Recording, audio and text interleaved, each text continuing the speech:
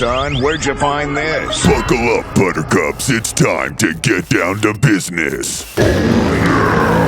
It's the Totally Legitimate Business Podcast. Totally legit. It's the Totally Legitimate Business Podcast, your home for the silliest podcast intro. And today we have a very exciting guest. He's an author, a teacher, a documentarian, podcaster, designer, and a master of architecturally encoded symbolism. Mr. Scott Onstott, thank you for joining the show. Thank you for having me. So this is, we were just talking briefly before we started recording. This is super exciting for me because I've been a huge fan of where the piece of media that I discovered you through, Secrets in Plain Sight, and subsequently your work. And it sent me down my own unique spiral with regards to an obsession on that subject. But basically, if you had to explain what you do or even how you view design to an average person, what would you say to them? Well, I say that my worldview is something that has evolved over the last 20 years. But it's looking at art, architecture, urban design, and the cosmos with a designer's eye and noticing patterns where they exist. And to view things from a slightly than most people do, such that I started to perceive all these patterns of geometry around me in all these different mediums. And yeah, that's what kind of crystallized in my Secrets in Plain Sight series that came out in 2010.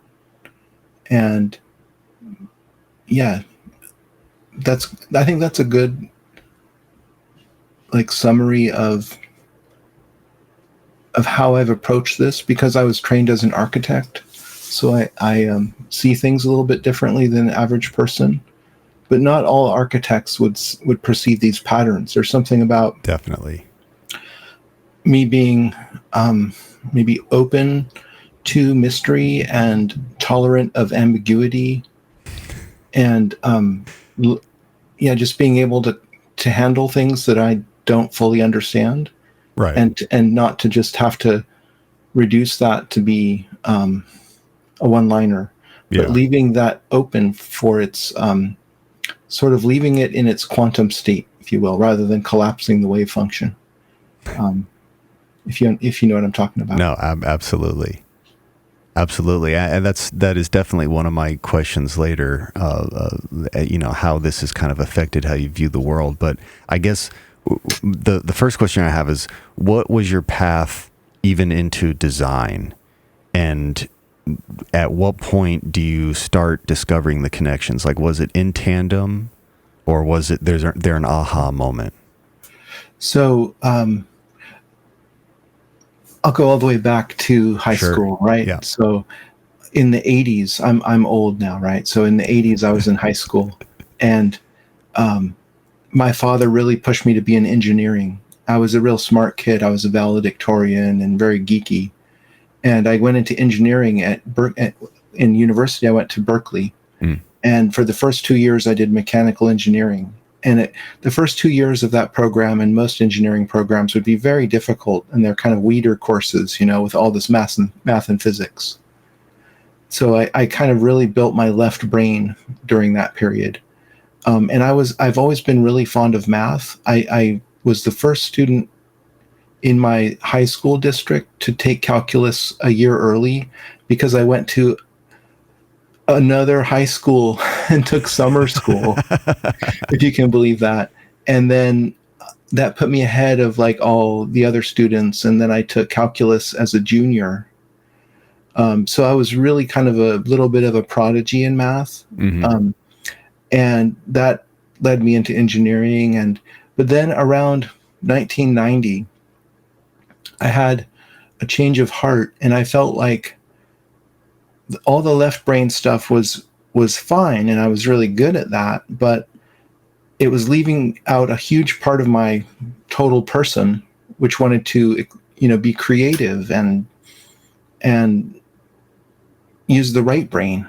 Right. And so I switched my majors to architecture, which was a different part of the campus, totally different people, you know. The kind of people in engineering at that time were like 98% male, who are like totally geeky, you know. And in architecture, it was like, I don't know, 60% female maybe. And it was way more like the humanities and learning about art history and design and great architects and great artists. And so that was a really huge change for me to go from such a left brain tight focus to really widening the aperture of the lens and taking in all kinds of other things. And that was a huge challenge for me at the time. I remember it being very difficult to like learn how to draw. And in those days, we didn't use computers. Sure. I took ones in like 91 in AutoCAD release 10, and I hated it. But it was so lame and so limiting, because in those days we made all of our architectural models out of physical things like chipboard and foam core, and sure.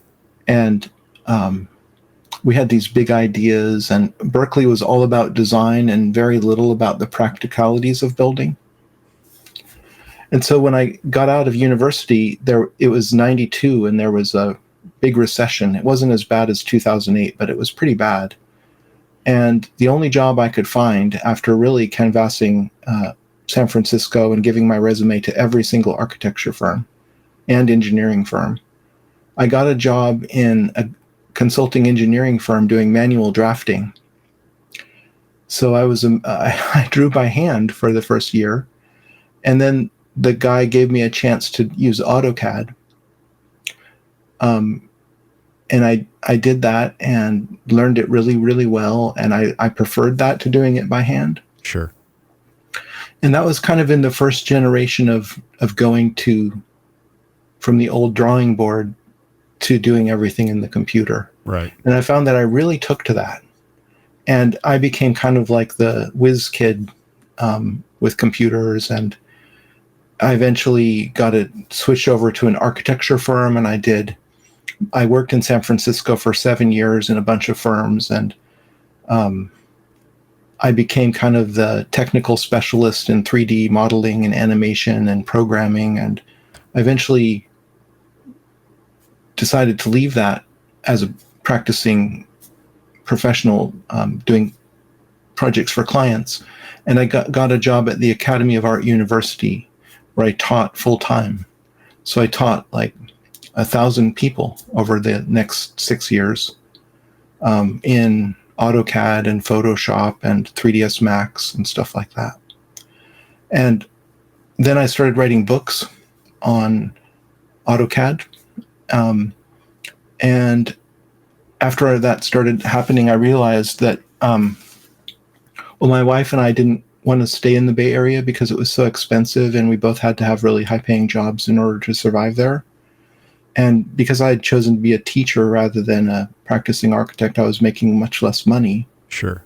So we ended up moving to a remote island in British Columbia. We bought a house there, and we immigrated, and I continued to write books for the next decade. And then by that time, books sort of dried up, and people were wanting to watch videos. And so I started making video courses. And I've been doing that since that time. And I think I made my first video course in 2002. Oh, wow. And so I've been making video courses for lynda.com, which became part of LinkedIn. And I worked in Austria for Video to Brain. I did a couple of courses for them. I've worked for a lot of different companies making courses. Now I'm working for a company in India called SourceCAD, and I'm making complete courses on AutoCAD and Revit.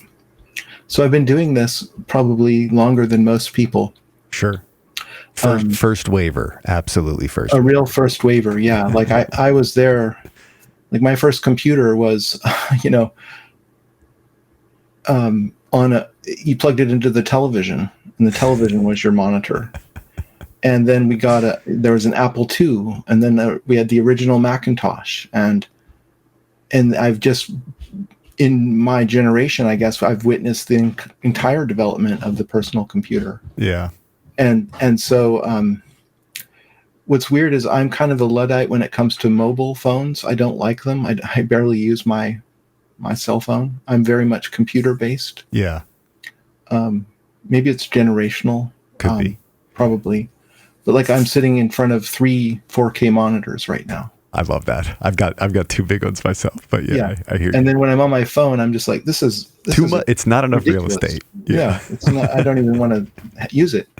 So, that's kind of my evolution. But in 2009, I had kind of a moment where we had moved to this remote island, and I wanted to, again, kind of explore a bigger playing field. It's kind of akin to the moment that I had back in university that I described when I switched from engineering to architecture. This was kind of another moment where I wanted to expand my focus and look at everything. And that openness kind of gave a space for me to read all these books and do all this studying. And the Secrets in Plain Sight documentaries kind of came out of that. Yeah. But I had been drawing crop circles in AutoCAD since the late 90s. And I don't know what you think about that phenomenon, but if you just focus on the geometry of it, it really is amazing. Yeah. There's some amazing designs there.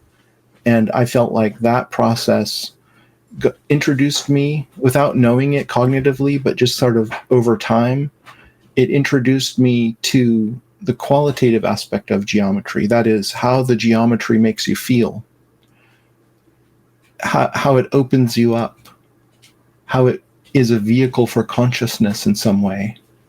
I discovered this, I sort of bumped into it just by drawing a lot. And I wasn't sure if I was just having a really weird experience that no one else had until I talked with some other rare people who are interested in this rare subject called sacred geometry. And I found, no, there was other people out there who were keenly interested in that too. But it's very rare. People just, at least in 2009, right, it wasn't on anybody's radar. Definitely. There wasn't a ton of YouTube content even, or video content in general. I think did YouTube start in like 2005 or something like that? Yeah, and by 2010, it's nowhere what it is now. It's like an indelible component of media at this point, but at then Right. It was just a free-for-all. There was a 15-minute limit on what you could upload. Yeah, right. That I ran into. And so initially I made my Secrets in Plain Sight Volume 1 as 23 episodes, And then I was interviewed by someone, and he said, I can put it all together in one, because he had a grandfathered YouTube account that he started in 2005 that let you put in anything on. Whatever, yeah. Yeah, and then eventually later they lifted that limit, But I did that with the idea that it was going to be free to everyone to just enjoy, and if they felt like donating, they could do that. Very few people donated anything. I didn't make any money on it really, but I've heard from so many people that documentary was very impactful in their life, and I did it because I felt like it was part of the mission to do this project, and it was almost like my doctoral thesis for some kind of, absolutely, I don't know, yeah. some kind of esoteric degree. Yeah, degree. for sure. And it was just doing that was its own reward, and I've tried to monetize it. I've tried to figure out a way to have that become a livelihood, and it never has worked out. Maybe because I'm really not into advertising and marketing and that aspect. And so I'm not really good at self-promotion. But that's beside the point. It's Sure. more about the content that I've delivered there. And I think it's really gotten people to think outside the box in a lot of ways and to look at patterns that are what I call secrets in plain sight. They're really just right there in plain sight. And the thing is just to tune into that frequency, to shift your perception a little, see how these things line up. And it causes you to go on kind of your own personal hero's journey to try to explain these patterns, to try to figure out some rationale for them. And Yeah. Or and relevance to your experience. Yeah. Yeah. And I can share with you, like, my thinking has really evolved over time, seeing these patterns and thinking, oh my God, that's a conspiracy. This is obviously planned by some kind of elite to do these patterns and stuff. And until I started seeing these patterns, but they're in the DNA and in the cosmos, and they're written throughout the universe, that the idea of a human conspiracy becomes kind of laughable. And so it becomes a bigger question about the nature of reality. And so then I started thinking more about consciousness, and that being, we might have everything inside out and backwards in terms of our standard explanation of materialism. And I think the invention of quantum physics 100 years ago, some really bright minds realized that consciousness wasn't this epiphenomenon that occurs in the brain, but rather it's a fundamental part of physics. Making that observation is what collapses the wave function. So you can't get behind consciousness. It's part of reality. And this should cause our whole culture to kind of rethink the basis of our ideas of materialism. And it's amazing that it still hasn't really largely happened. It's just happened on the fringes. And we still are operating in a Newtonian world, largely, in the way that most people think. So I was doing my part to try to elevate that conversation, to get you thinking about things in a new way, and to cause you to come up with your own answers.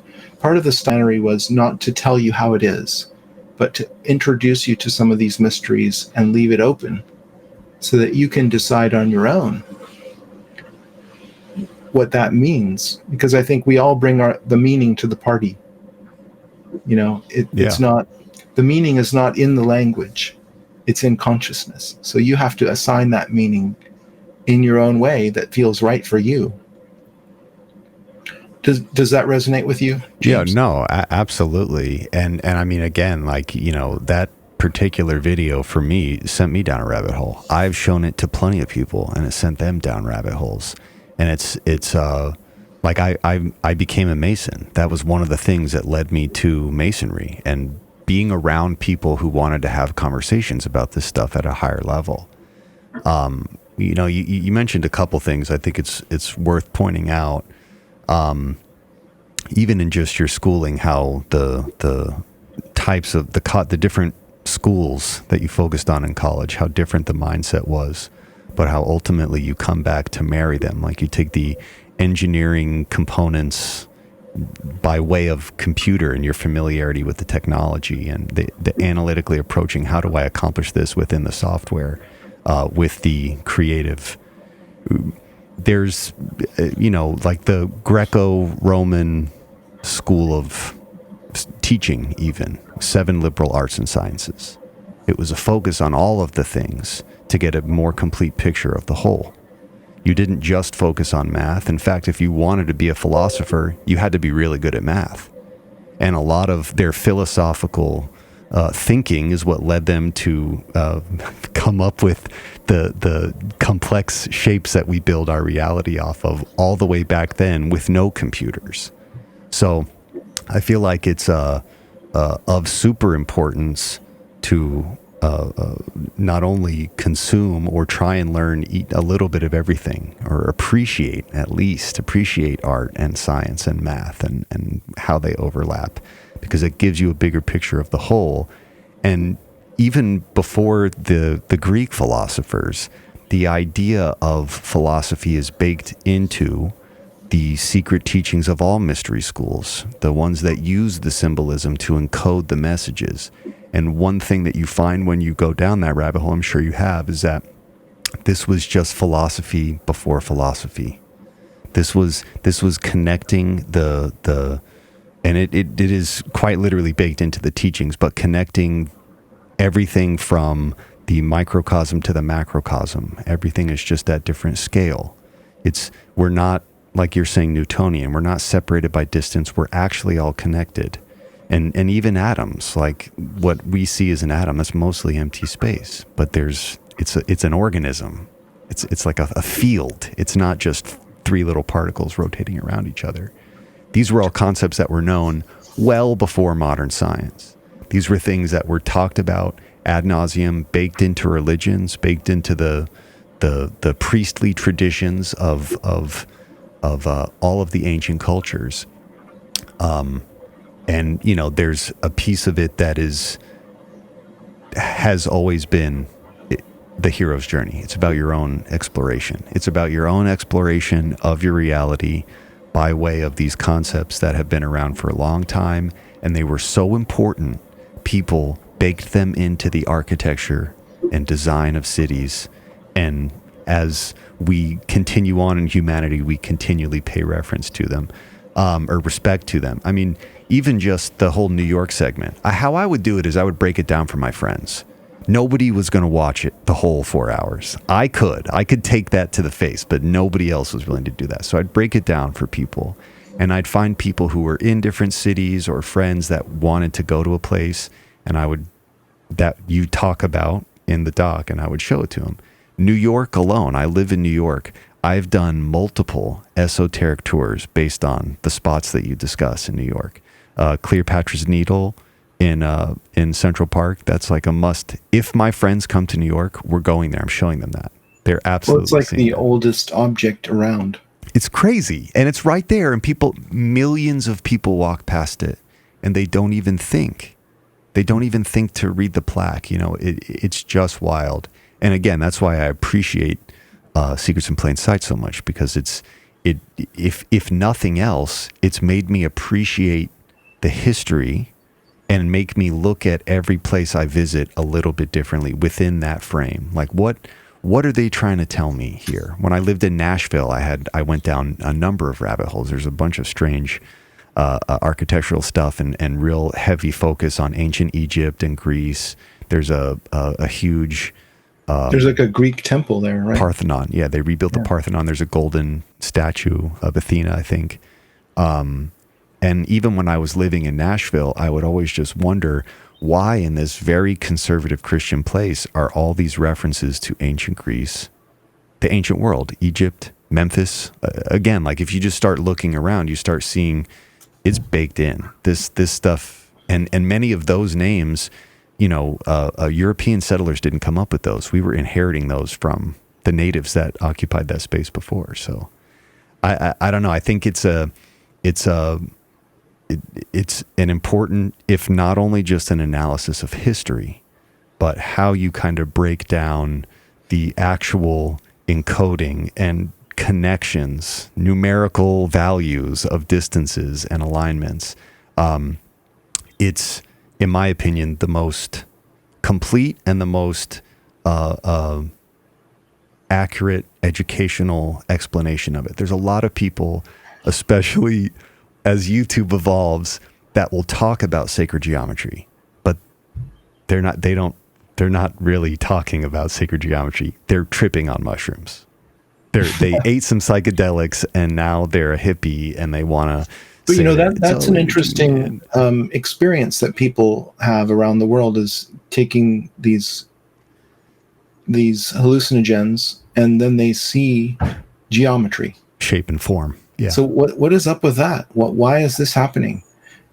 Geometry seems to be the basement or foundation of the universe. And these drugs allow people to see glimpses of that underlying structure. You know, there's a famous woodcut from the 19th century called the Flammarion woodcut. I'll pull it. And right it was on the cover of one of my books called Taking Measure. And this woodcut shows a person kind of peeling back the curtain of reality and seeing, there you go, and seeing beyond into this kind of geometrical paradise, you know, another Platonic realm. This where is the you book, right? Taking that's Measure. The book. Yeah, exactly. Where you're seeing a glimpse of that, what I call the intelligible domain, which is what Plato referred to it as.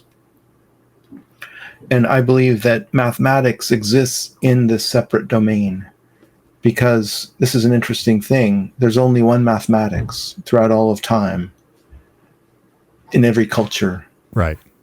And it's the universal language. And if you think about it, that's really remarkable, because there is no other universal language.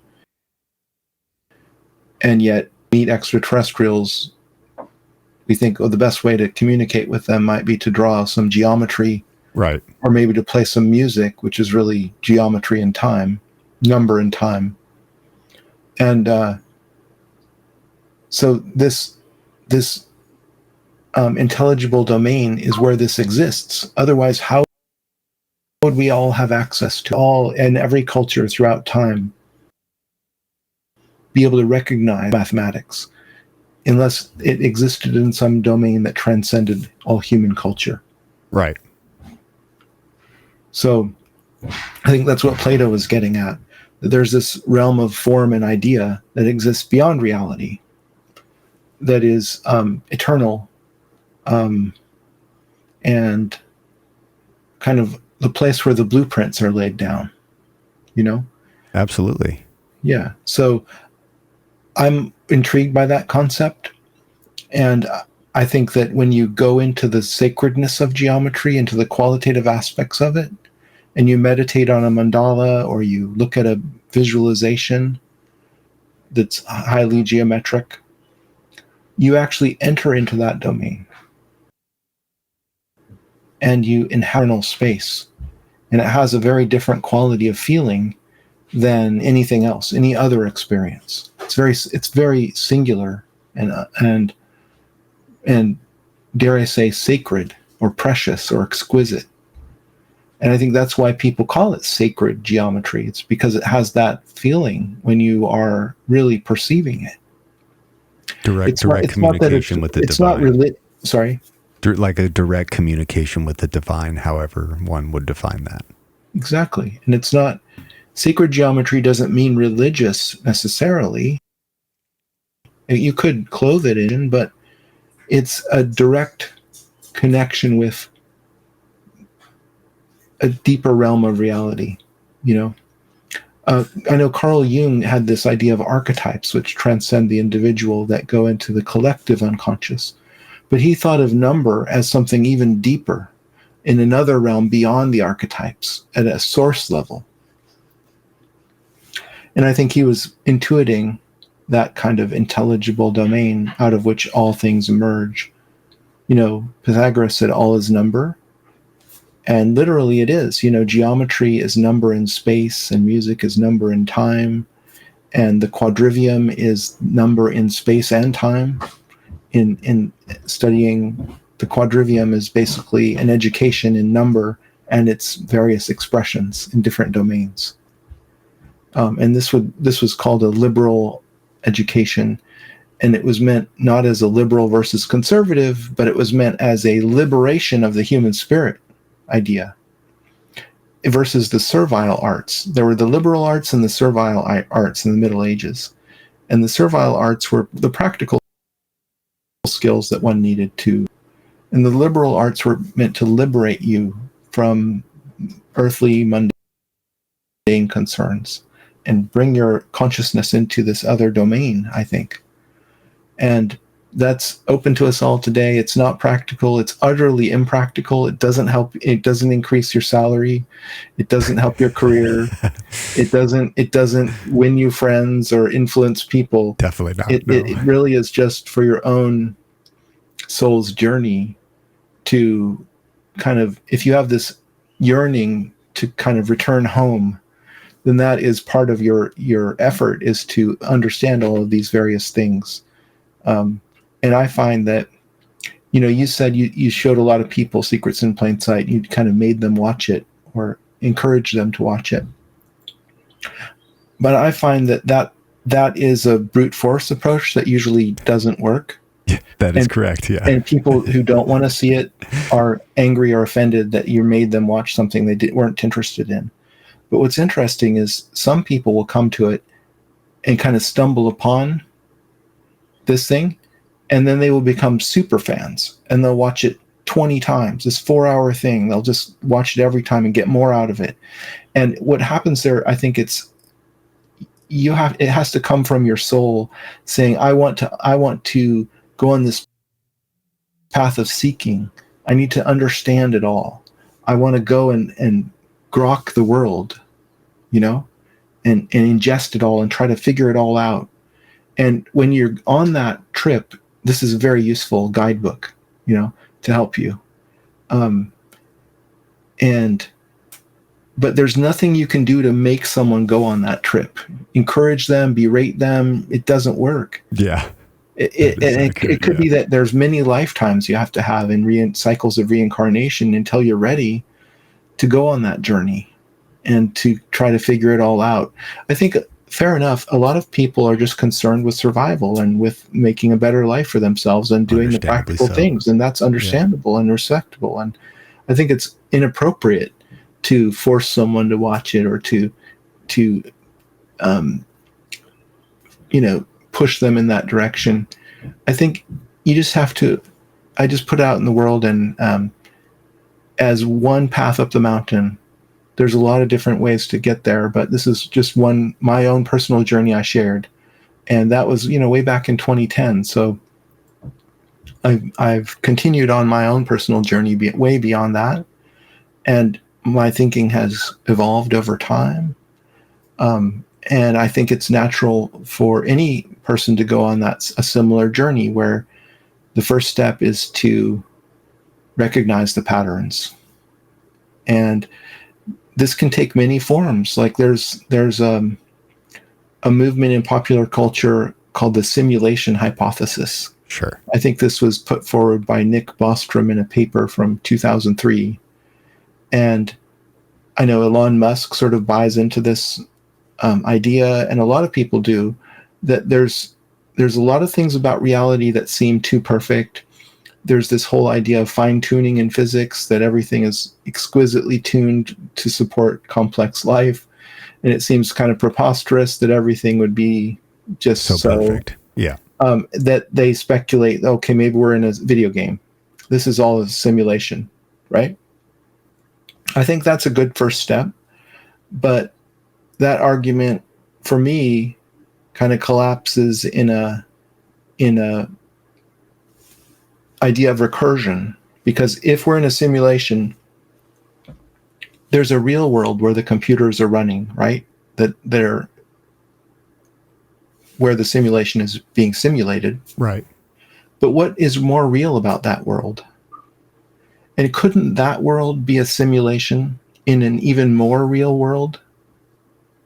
And couldn't that one have that same recursion again? And then that argument collapses in what we call a reductio ad absurdum, where you can go forever simulating, but if you never learn what's more real about that universe, then there's no point to it. And Occam's razor means we just say that's an absurd level of complexity that doesn't add anything, and so it's probably false. Yeah.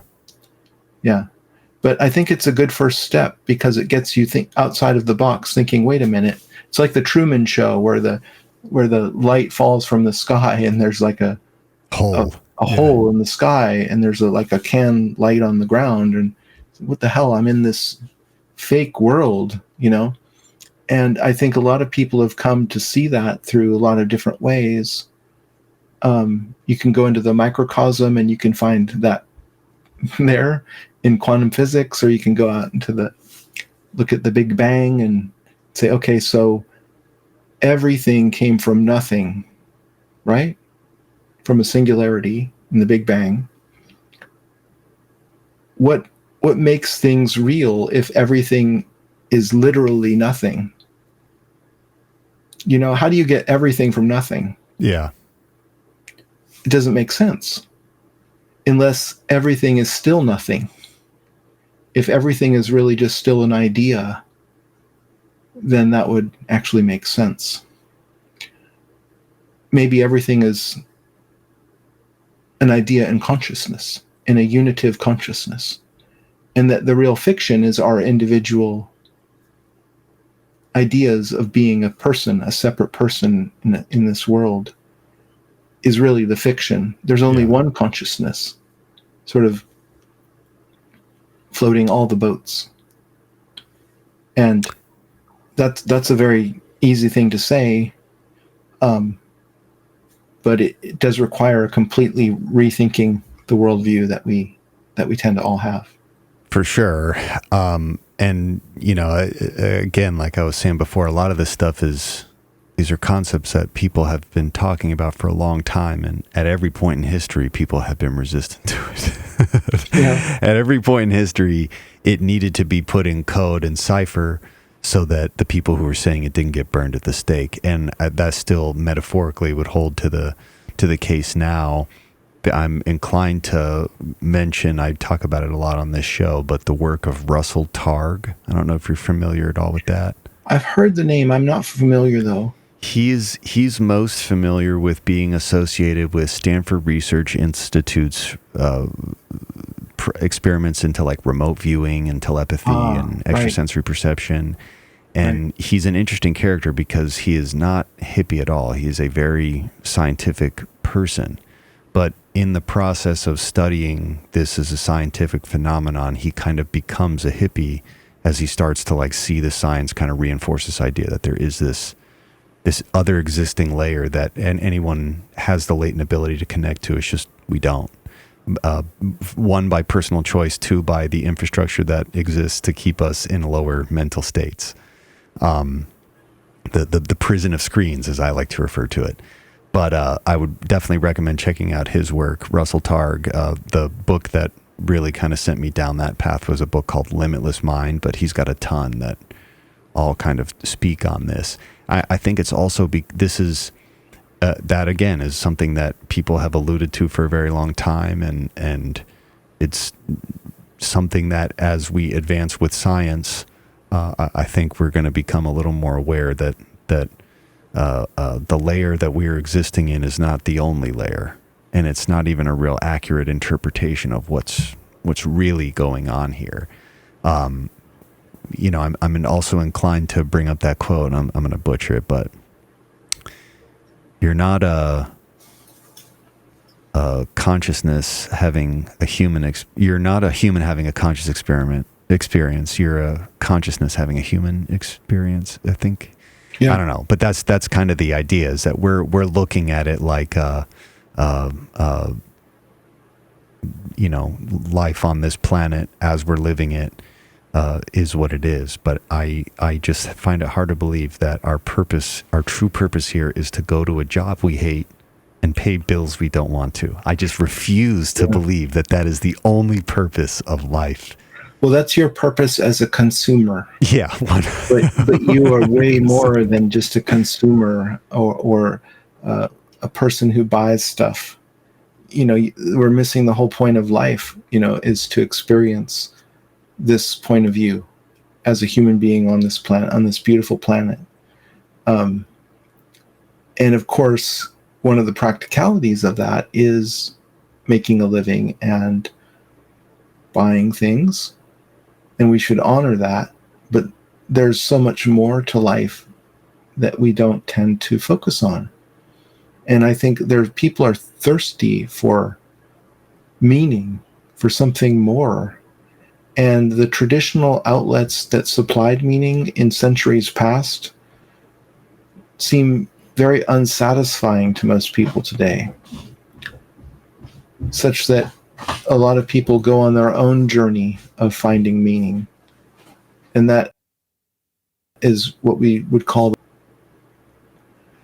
And so there's a lot of folks looking for that in a lot of different areas.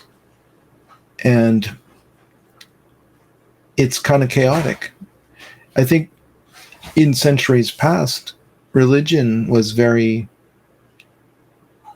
well thought out and like what you did, and there weren't any other options in your region. That was the only religion that you had wherever you grew up. And nowadays we have a perspective where, like, you think about religion where you're like, well, what about, you think about all the world's religions, you think about all the different ways there are.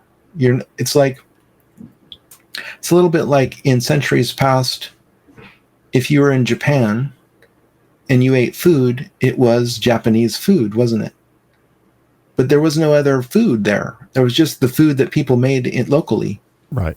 But now you can go to Japan, and I imagine you can get Mexican food, or you can get Polish food, or you can get any type of food, and we're used to that. We're, especially in North America, I guess, that's where I'm from.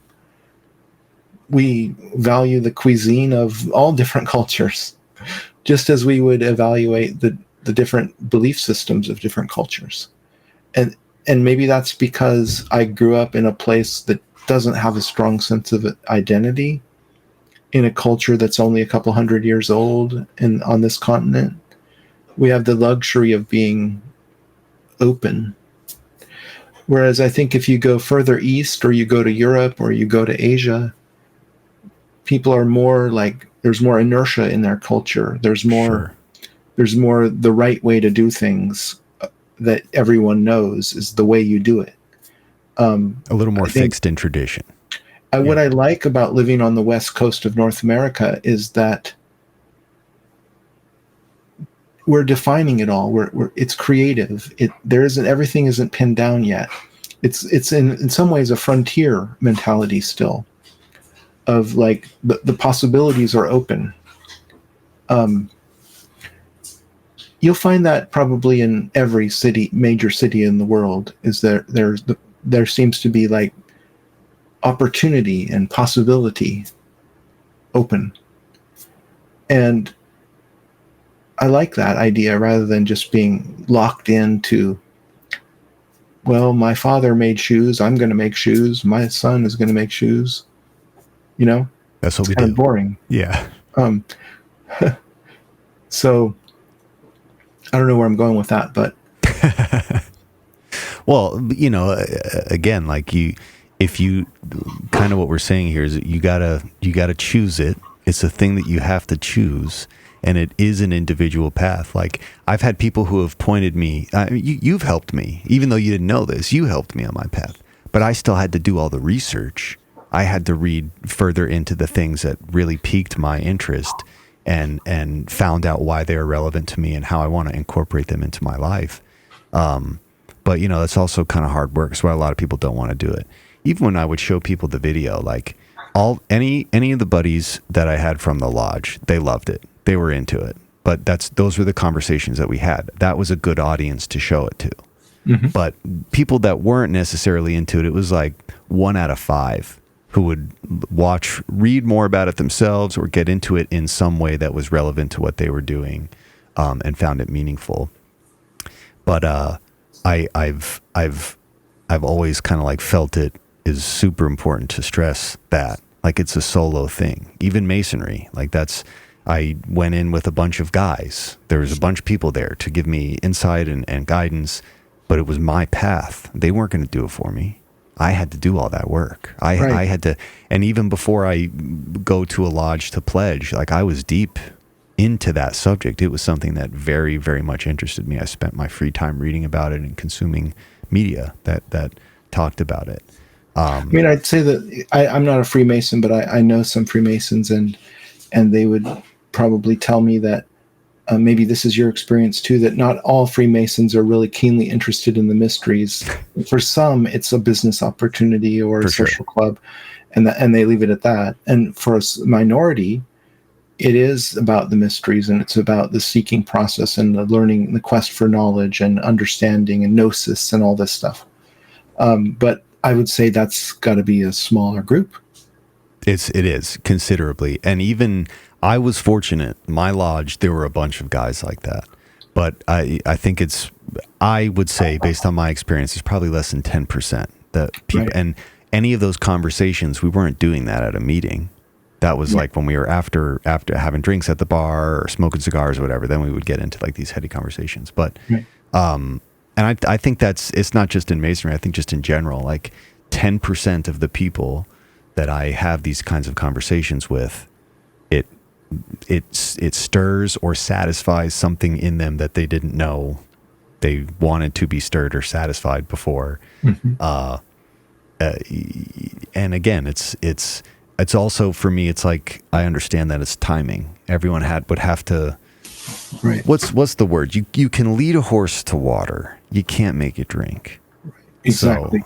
And also within your life cycle, there's a certain time when you feel like you have your survival needs met. It's also like Maslow's hierarchy of need. You have your lower levels of your pyramid like worked out, and now you can contemplate philosophical issues because you have the luxury of doing so. You're not literally worried about having food tonight. Right. So you have to recognize that it is a kind of privilege to be able to explore philosophy. And a hungry person is not interested in philosophy. For sure. They're interested in food. Yeah. So you have to be at a certain place to be able to go down these roads. And then the pyramid just gets tall, it gets narrower as you go up to the summit of the pyramid, there's less people there. Yeah. And so I feel like with my Sacred Geometry Academy, which is filled with people that are like really interested in the mysteries and seeking that out. We'll put the link to this in the description. We have a very small number of members because there just aren't that many people in the world who are really interested in that. Because most people have to deal with like going to work and making a living and planning that out and blowing off steam and having a beer, and they're just not interested in like studying or drawing. They don't have the arcane drawings on paper. It's like just doesn't appeal to them. Or exploring the ideas of consciousness versus materialism and so on. It's like yawn. Like I'm not interested in that. I have other things I want to focus on, and fair enough. Sure. It's really open. It's sort of like the idea that when a student is ready, the teacher appears. So it's like you get to a new level and there's like a new quest to go on, but you didn't know about that quest before you leveled up, and now you're like, oh cool, there's this whole other like huge game that I just entered that I didn't even know existed before. And your own desire to learn is what fuels you. It's sort of like the idea of learning is not like filling up a bucket with water. It's more like kindling a fire. Yeah. And when the fire takes hold, you're going to seek out all that information on your own. You're going to be unstoppable. You're going to read all those books. You're going to listen to all those podcasts. You'll make the time, right? You're going to make the time, and you're going to work extra hard. You're going to stay up late, and you're going to do this stuff. And why? You're not making. It doesn't make you more money. It doesn't. What is it doing for you? People think you're crazy. Why are you reading all this stuff? It's because I need to. I want to. I feel energized by it. I actually feel alive doing that. It satisfies my soul. Exactly. It satisfies something in my soul. It's scratching an itch that I didn't even know I had until recently. And then it's very satisfying to learn this stuff. And it's its own reward of moving down this path, right? Absolutely, yeah. Yeah. And so that's what's really exciting to me. And I find that when I get involved in a creative project, there's a lot of like inertia of not wanting to do it. And then when it starts, there comes a moment when that fire is kindled, and then I'll put in like huge amount of hours and get this thing done because I want to manifest it. I want it to come to fruition. And you kind of get sucked into that path. And then when it's over, you feel like, God, I'm so relieved. I was working so many hours, and you miss that. Now what do I do? Yeah. Now what do I do? Now I'm going to just watch Netflix, you know? It's like, I kind of miss that design charrette mentality of like staying up all night and getting this done and working really, really hard. But of course that takes a toll. You can't do that all the time. Sure. You need a break, you know? But I love it when I'm in that mode, in the midst of that creative process. And that's when I think new ideas come in, when you're open to them, and you become an instrument of higher intelligence, of a vaster kind of conscious mind that's funneling through you, the instrument who's manifesting this in the world. And I find that really exciting, to be of service and of use to do stuff like that. But it does kind of wear you out and you feel exhausted at the end of the project, but then you feel a sense of accomplishment, that you've really done something worthwhile with your time. And that becomes its own reward. Right. You see that, and then you feel like, God, I'm so glad I made Secrets in Plain Sight, these documentaries, because it's affected millions of people's lives. You know, and at least open them up to looking at new things. And some people write me and say it changed their lives. It's super important to them, and I value that. Now, I didn't make any money on it, and people, well, why did you spend a whole year? You took a year off of work to make this thing. Why did you do that? That's crazy. Well, I did it because I feel like it's added to my life mission or whatever, my whole like purpose. It's given me meaning in my life, and that's worth more than money. That is life. That's what do you want? A bunch of money in the bank? Yeah. You don't even use it. There's plenty of rich people out there that are miserable. So money's not going to get you the happiness that something That's like why that. I think sacred geometry is such a great unknown subject for most people to get into and find meaning in through that vehicle of geometry, because geometry leads within, and it also explains the universe that we live in outside of us pretty accurately. It is, yeah. You know, not just pretty accurately, but like Eugene Wigner, who is a Nobel Prize winning physicist, wrote this paper mid-last century, called The Unreasonable Effectiveness of Mathematics in the Natural Sciences. And he was recognizing this idea, coming from a physics background, that it's totally unreasonable that the world should fit mathematics so perfectly, or that mathematics fits the world so perfectly. That doesn't really make sense. Mathematics was a tool that humans invented to map reality. What actually happened was we stumbled upon the fact that reality is actually made out of math. It's not from our human minds that made the reality, you see. Yeah. We stumbled upon the source code of the universe in math. And that's what's so unreasonable about it to Wigner. It doesn't really make sense with where he was coming from. But I think you need to widen your focus and say, okay, it only makes sense if mathematics and geometry underpin reality. Yeah.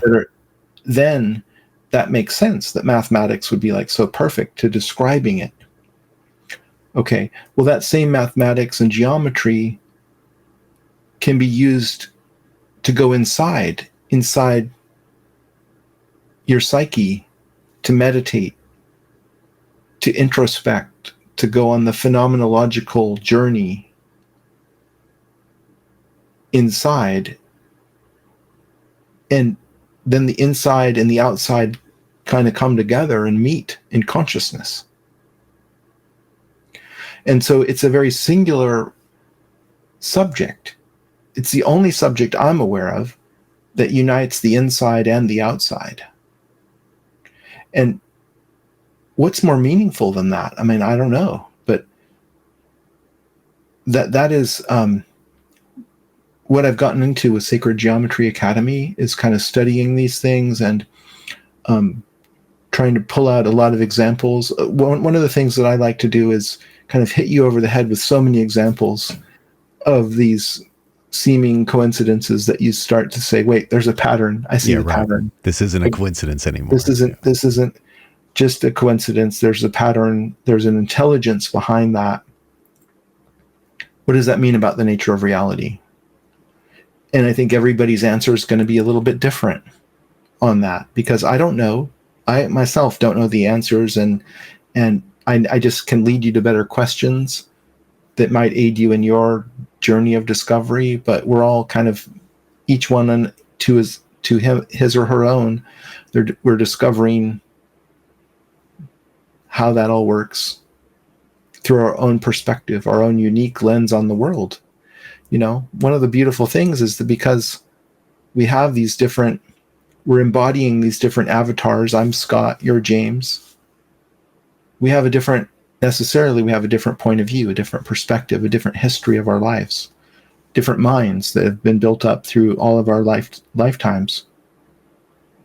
And so we necessarily look at things a little bit differently. And I find that diversity very wonderful. It gives us the richness of experience, is having all of those different points of view and recognizing there's something cool about that. I mean, how boring would it be if there was only one unitive intelligence that only had one mind that was just static? I always tell people, have you read the book The Giver? The Giver? No, I haven't. What is that? Oh man, that was, for my generation of school, that was like kind of required reading. I'm pretty sure it was a short story or a very short novel, but it's basically about this world where everything is gray. And everything is, you know, even keel, except for some nefarious stuff that you find out at the very end. But everything is gray, and this culture will select one person to go learn from this teacher they call the Giver, and the Giver basically lets them read books and consume media, and it allows them to see in color. And once they see in color, they start seeing all the really nasty parts about the uniformity of the gray aspect of their culture. Super interesting. It's a super simple read. I would highly recommend it. I think they even made a movie with, oh God, what's his name? The guy from The Big Lebowski, Jeff Daniels, where he is the Giver. But Cool. that monoculture, nobody wants to live that way. And at least for people in my generation, when I say that to them, they'll be like, oh yeah, I know what you're talking about.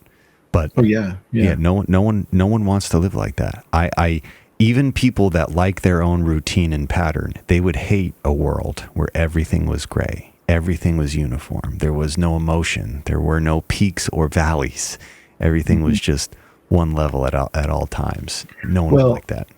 It's interesting that you say that, because we have, like in politics, we have a polarization, and in the world we have such very different experiences that we passengers on Spaceship Earth are experiencing at this time. Some of us are involved in deadly conflicts of violence. Some of us are bored out of our minds, just not knowing it's all gray, and we don't have any meaning. Right. You know, and it's remarkable that we have such a vast diversity of experiences on the planet. Same spot, yeah. But we're on the same spaceship hurtling through space. You know, Buckminster Fuller was the one who came up with the idea of the spaceship Earth. And I think it would behoove us to think of it that way, because that gives you a perspective on what's really happening. You know, we're hurtling through space on this rock together in a very thin biosphere that's very fragile. And we have a lot in common with one another because we're on the same knife edge together. And it's remarkable that some of us like want to kill each other. Like, wait a minute, make sense. we all should be helping each other. Like, and maybe like Elon Musk wants to spread our humanity to other planets. I think that's a good call. I don't know, but like, there's a whole universe out there. Why don't we have a Star Trek future where we go out and we explore and we populate it, or we elevate our consciousness to the point where we can start to perceive the extraterrestrials who seem to be visiting us all the time. Sure. And the Navy is like, yeah, we have evidence of this things we just can't explain, and they're on radar and they're going 3,000 miles an hour, and then they turn right, and like in a way that defies physics, and we're just verifying that that's on. We have that flight data, and we don't know what to make of it. And everybody's like, what else is on Netflix? This is boring. 100%. Yeah. If they even make it all the way through that clip that they're watching, you know? Yeah. It's like remarkable to me. Like, what? We know that there's something going on there, but it doesn't seem to move the needle on culture at all. It's just kind of trivial. Like, only a few people are like, oh yeah, that's cool.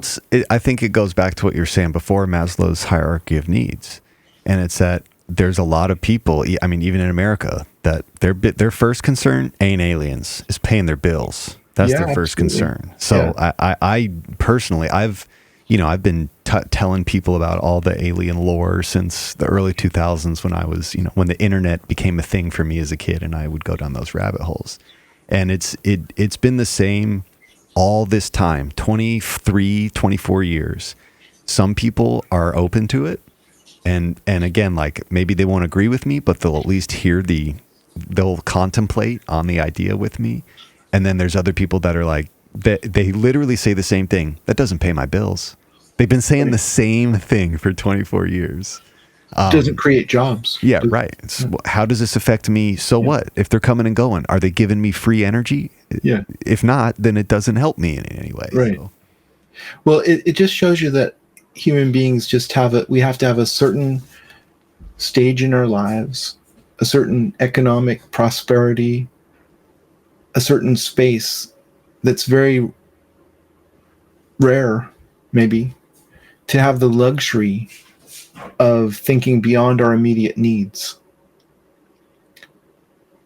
And when we do have that platform, then we can explore all the wonders and mysteries of the universe, and that's cool, and that's our right, kind of, to do that if we wish to.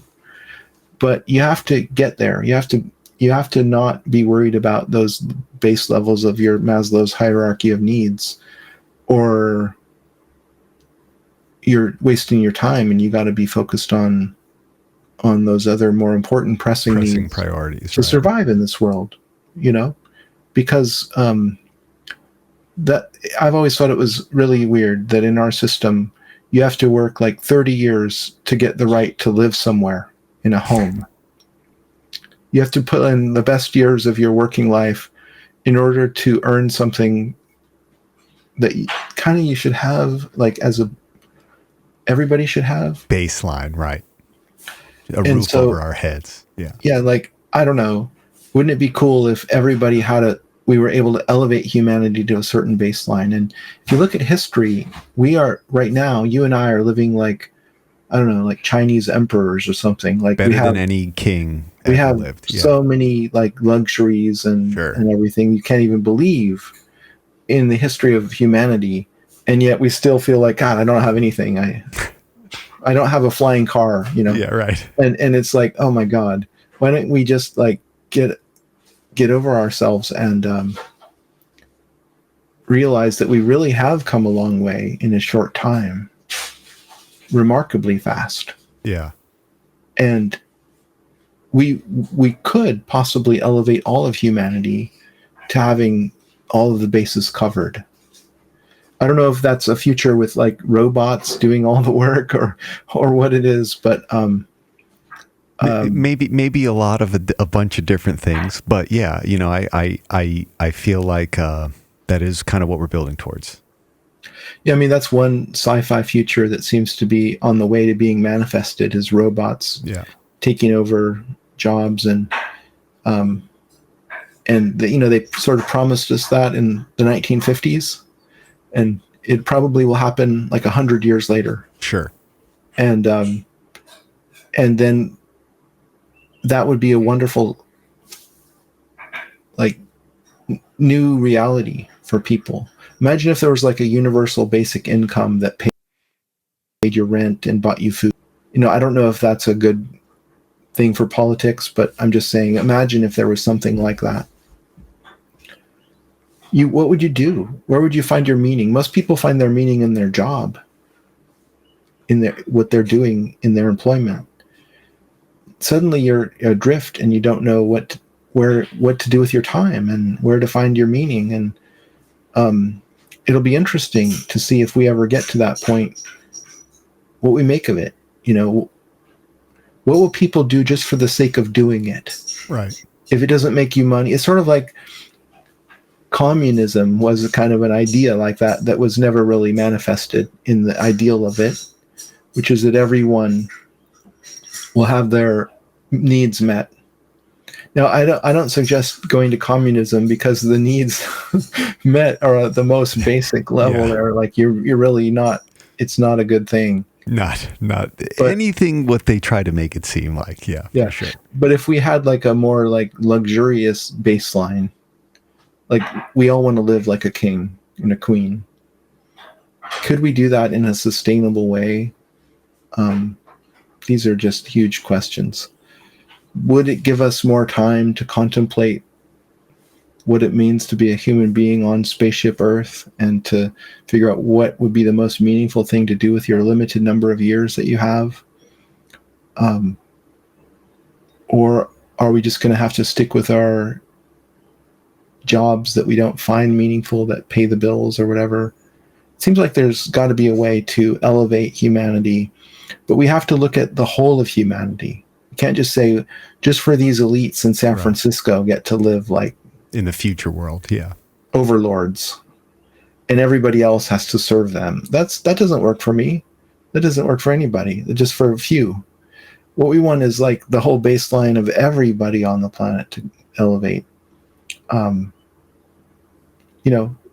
I think Buckminster Fuller's idea was very ahead of his time in looking at the world as it literally is, a rock hurtling through space that we're all on the exterior of. We ought to think of it in that way and realize that we're all in this together, and we ought to try to improve the conditions on the spaceship. What's amazing to me is like crop circle phenomenon has happened, at least since the mid 20th century. There's some evidence that it goes back to like the 17th century and mowing devils and stuff. But in the 70s and 80s, they were just literally circles. And then in the 2000s, they really exploded in their complexity. And these are geometric designs that are made in the fields in our kind of spaceship's galley, where we grow our food. And so they're really hard to miss because they're right in our kitchen, Right. And yet our culture largely misses them. And we know, everybody knows they exist, but no one seems to care almost. And everyone has kind of written it off as a hoax. Okay, fine. Let's say it's all people making these things. But why do we ignore all that beautiful geometry? Right. Well, why don't we celebrate it as a amazing, creative, cultural phenomenon? It's because it's in our shadow, and we're a little bit afraid of it because it might not all be made by people. And that really is freaky. So we're more likely to say, we don't want to think about that. Yeah. Like, you're canceled. Don't talk about that. And that's much more comfortable than like actually looking into the shadow, saying, what are we ignoring here?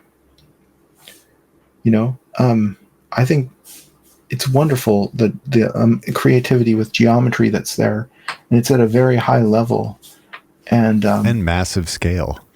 Massive scale, undeniable, Yeah. a real thing that's really there in the field. You can photograph it from a helicopter or plane or drone. Well, and what was the famous one too that has like it's like the effigy of a human body, or it would look like a message. And I know I'm thinking of one too that somebody interpreted like binary. They were able to interpret binary. There've been some binary ones, like the one that encoded pi. I don't think that this is the one, but I'm trying to find one. No, there's another one that's circular that has kind of a series of dashes and dots that go. It's right there. I think if that's the one, that might be pi. Like all the digits going for quite a long time. Yeah. So there's like literal codes like that sometimes. But it's a really cool, interesting phenomenon that I think is largely in our shadow, just like UFOs are. Yeah. And it's because they might be related. And again, it's just like, it's like a lifestyle thing. Like, oh, I like that show on Netflix about crop circles or aliens or whatever. But other people are like, oh, I want to watch a historical drama about English royalty or whatever. Bridgerton. Okay, cool. Yes. I want to see that. Okay. And is that all it is in the end? Is this like a choice of like what to watch? Or it seems to me like it should be like the most important thing that's happening on the planet. Yeah. It's really not. It's really just thing. And maybe it has to do more with Maslow's pyramid and responding to your soul's calling of finding this particular thing interesting because you're ready for it, you're open to it. I must know more. Yeah. I must know more. I need to know more. Whereas most people are like, it just bounces right off of them and they're not interested because it doesn't fulfill what they're looking for right now, which is saving money to buy a house or buying a car or stability in some area of their existence. Yeah.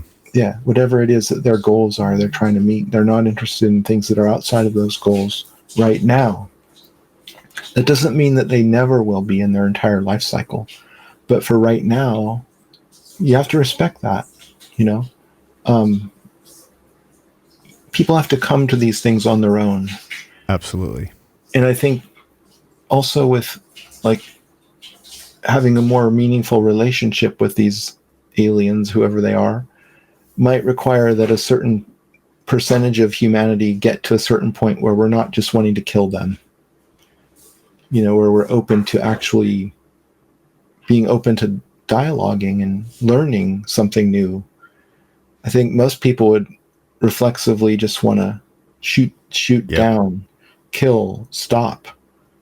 And that doesn't sound like a very good planet to visit. If that was yours. Can you blame them? No. So like we have to elevate ourselves by fulfilling more of the basic levels of Maslow's pyramid so that we can be less violent and we can see that there's enough to go around for everyone and get to this level where we can get into what I perceive as the much more interesting things in life. Exploring the mysteries, learning all this stuff. But you can't get there until you have those basic things covered. And when are we going to learn that we have to get that for everybody? Otherwise, if you leave out a certain group and they don't have anything, they're going to want to go to war to get that stuff. And that drags us all down to that survival level. You know what it's like? It's like the chakra system in the human body. The lower chakras are about survival and about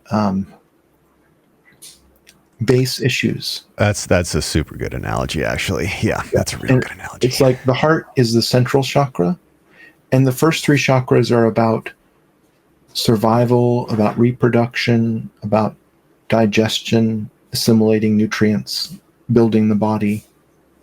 And those what I would call like your animal nature, your lower chakras. And then there's the heart, which is in the middle, feeling connection with other. And then we move up, we go into the throat, into the third eye and the crown.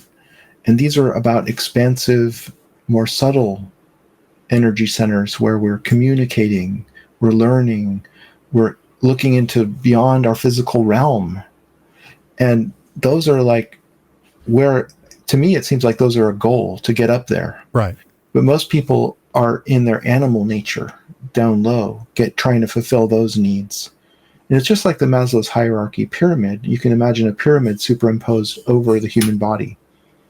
And so the human body is like the central core. And going up, we go from our spiritual nature. And in order to get there, we have to fulfill those animal needs because we are animals.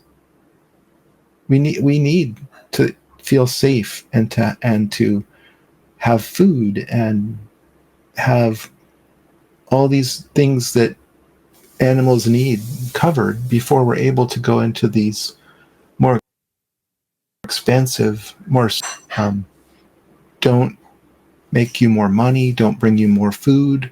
They don't do those things because they're beyond those needs, but they become more interesting and more precious to you.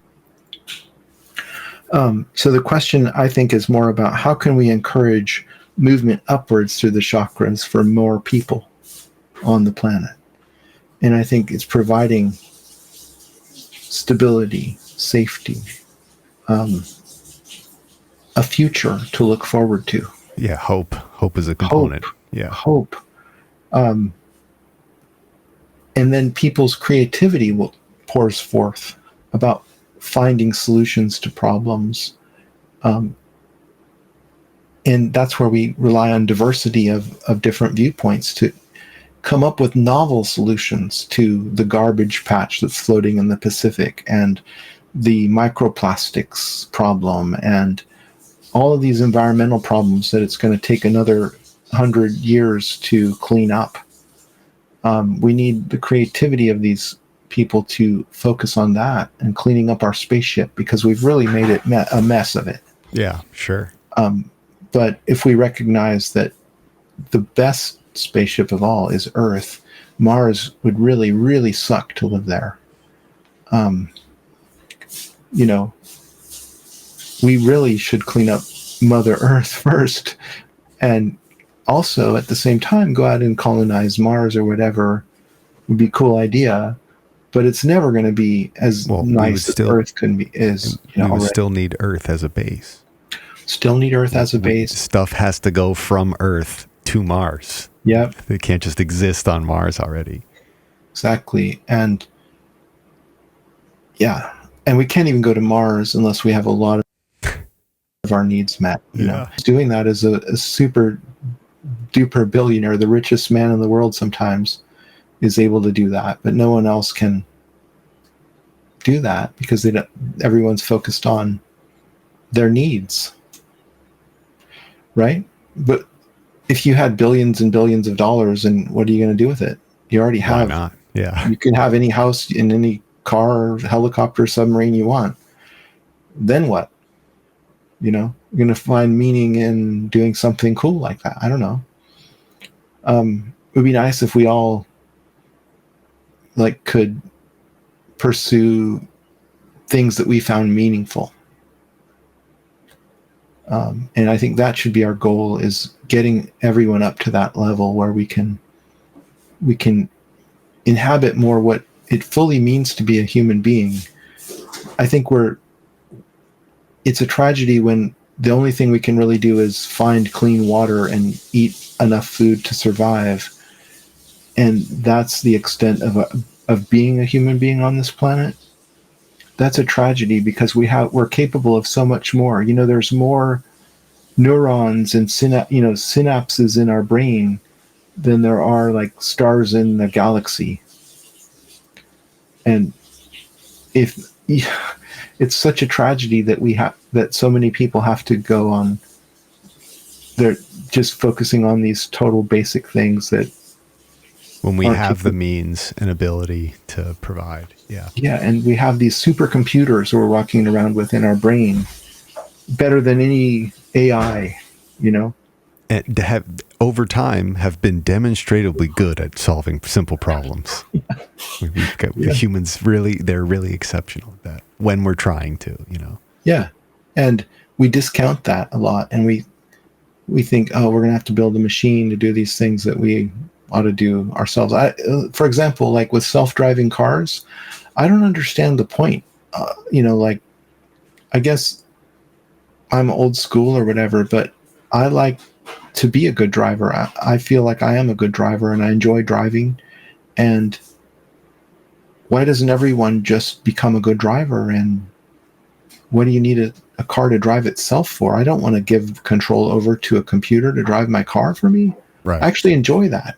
Why would I want something else to drive for me? I guess the only thing I can see about that is if it was like 100% safe and everybody did it, then that would really improve transportation safety. But I don't think we're anywhere close to that. No. And I even doubt whether that will ever be possible. Sure, yeah. Because, it's a mammoth undertaking, yeah. Our brains can handle like split-second calculations. You know, your brain is doing all kinds of heavy-duty graphics processing every second that you're awake. And to run a computer to do that, it just requires a lot of power, a lot of electrical power, a lot of money, a lot of precious metals, a lot of maintenance, manufacturing, and and it's out of date as soon as you make it. What's amazing about our computers is they repair themselves, and we can reproduce a new one it's called a baby. It can do the same thing we can do. You can't do that with a silicon computer. It can't reproduce itself. Yet. You know, it's like a single mammalian cell has like 10 orders, or I think it's 5 orders of magnitude more parts than like an Airbus 320. Wow. And it can reproduce itself. An Airbus can't do that. Yeah, they can barely assemble them correctly as it is. So like biology is just staggeringly better than anything humans can make. We should be in awe of that and try to learn from that as best we can. But recognize that the best computer around is probably the human brain. What's amazing is you find these savants sometimes who can just do like incredible calculations and know things. Like, wouldn't that be cool if we could unlock those features in more people? You know, we have these outliers who can demonstrate that they are capable of like calculating just about anything, and that's one of our capacities as a human being. But for some reason or another, there's only a few people that are able to actually do that. I'd be interested in learning how to upgrade the human vehicle.